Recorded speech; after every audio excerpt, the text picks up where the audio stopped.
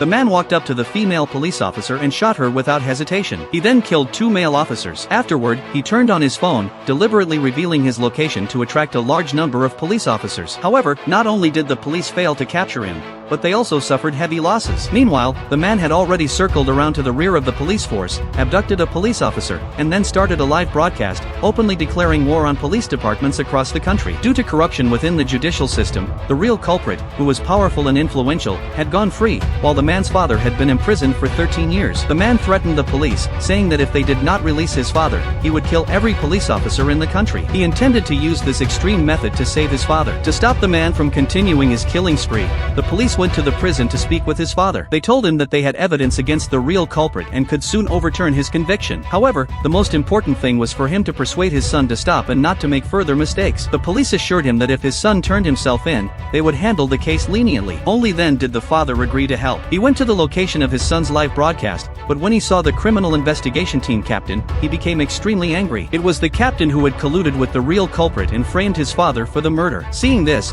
the police handcuffed the father and the captain together. Then the father took the megaphone and tried to talk to his son. At that moment, the man was nearby, watching his father. It had been 13 years since they last saw each other. The father and son embraced and wept. The father urged his son to stop and spare the innocent people. However, the man had grown to despise the police and was not willing to listen. The father then told his son that the police already had evidence against the real culprit and could soon clear his name. He implored his son not to continue down this path. Unfortunately, the criminal investigation team captain overheard this conversation. Just then, the smoke grenades that the man had prepared began to release thick smoke, obscuring the entire area. Seizing the opportunity, the man freed his father from the handcuffs and dragged him away. The police quickly moved in to stop them, and it seemed that the man was about to be persuaded to give up. But at that moment, a gunshot rang out, and the father fell to the ground. It turned out that the criminal investigation team captain, fearing that his past collusion would be exposed, had killed the father to silence him. He even attempted to kill the man, but was stopped just in time by the police. The police were so furious that they punched the captain. At that moment, the man's gun was out of ammunition, so he had no choice but to leave his father behind and flee. The police chased after him, but he managed to reach the other side of the railway tracks. The police were momentarily blocked by an oncoming train, and by the time it passed, the man had already vanished. If you were in the man's shoes, would you continue to seek revenge?